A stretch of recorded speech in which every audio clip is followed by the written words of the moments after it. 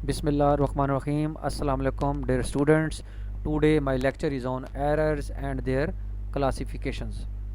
Errors and their classification.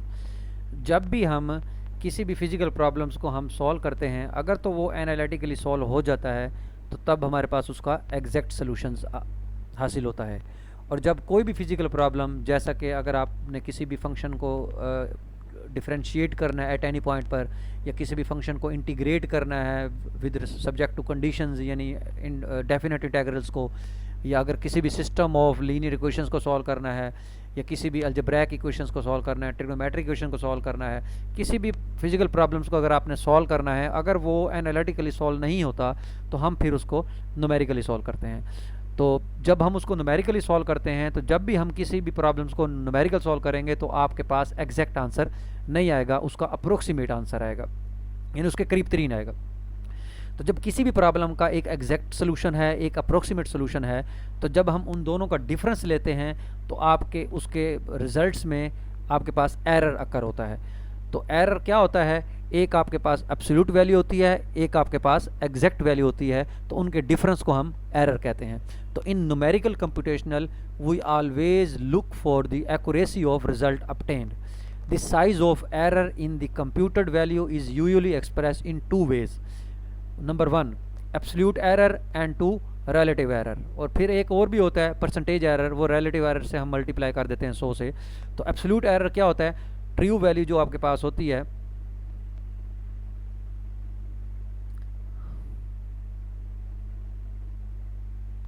True value हमारे पास जो होगी, हम उस वैल्यू में से अप्रोक्सीमेट वैल्यू को माइनस कर देंगे, और यानी एग्जैक्ट वैल्यू में से हम अप्रोक्सीमेट वैल्यू को माइनस करेंगे और उसका मॉड ले लेंगे। यानी अगर हमारे पास ट्रू वैल्यू x है और अगर अप्रोक्सीमेट वैल्यू आपके पास x1 है, तो हम x माइनस x1 करेंगे और इसको EA से डिनोट करते हैं, यानी एब्सोल्यूट एरर आपके पास आ गया x माइनस x1 मॉड, इसका फार्मूला है। उसके बाद रिलेटिव एरर है, हम इसको ER से डिनोट करते हैं। तो रिलेटिव एरर क्या होता है?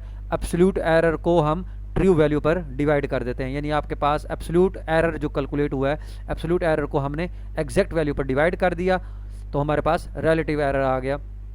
तो इसका फार्मूला होगा ER बराबर है EA over x mod, which is equal to absolute error आपके पास है x माइनस x1 और डिवाइड करेंगे हम उसको x से, तो आपके पास relative error आ जाएगा। तो sometimes we express as a percentage which will enable us for comparison। तो परसेंटेज एरर बराबर होगा, जो relative error आपने कैलकुलेट किया इसको 100 से मल्टीप्लाई कर दें तो आपके पास परसेंटेज एरर आ जाएगा, जिसको हम EP से डिनोट करते हैं। Note, absolute error is in term of units used, whereas relative error and percentage error are pure numbers independent of unit of measurement. It is obvious that the absolute error is related to the numbers of decimals places, whereas relative error is related to the numbers of significant figures. If the numbers is correct to n decimal places, तो then absolute error is less than or equal to 1 over 2 10 की power minus n। यानी अगर आपके पास number जो है कोई भी अगर n डेसिमल प्लेसेस तक करेक्ट है, तो उसका जो एब्सोल्यूट एरर कैलकुलेट होगा वो less than or equal to 1/2 10 की पावर माइनस n होगा।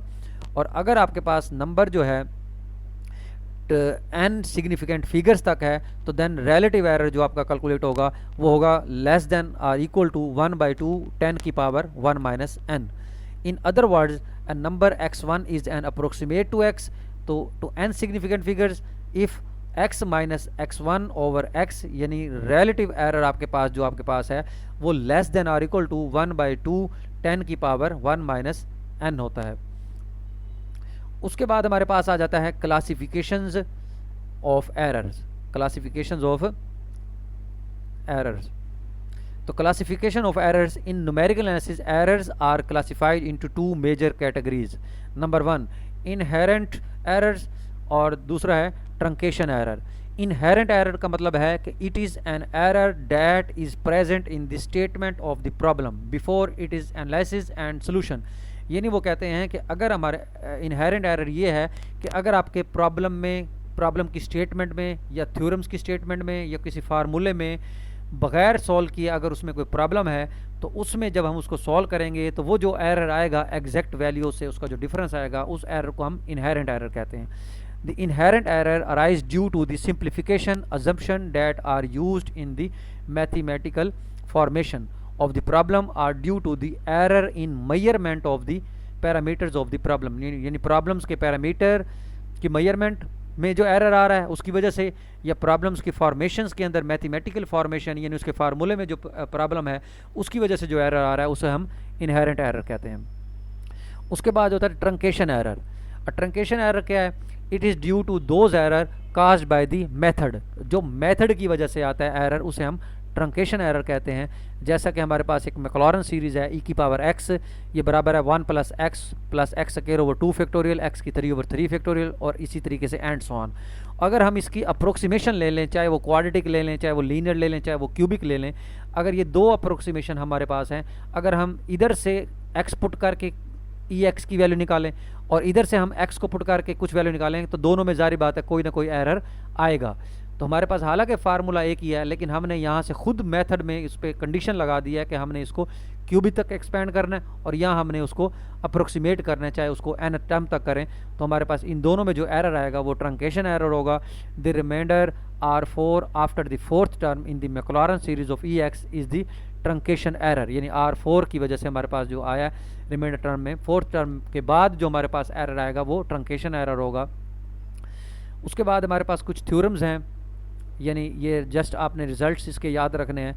If a number is correct to n significant figures and if a1 is the first significant figure then the relative error is less than 1 over a1 multiply by 10 की power n-1.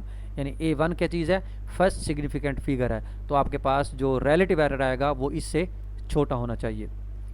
उसके बाद theorem number 2 जो है, इसकी भी statement आपने याद रखनी है कि अगर x आपके पास नंबर है having n decimals digits contain कर रहा है, और अगर x1 is got by truncating to k digits, यानी अगर हमने x1 को ट्रंकेट किया k डिजिट्स तक, तो देन एब्सोल्यूट एरर जो है वो आपके पास x - x1 लेस देन 10 की पावर n-k होगा. यानी उसका जो एब्सोल्यूट एरर है वो इस टर्म से छोटा होना चाहिए.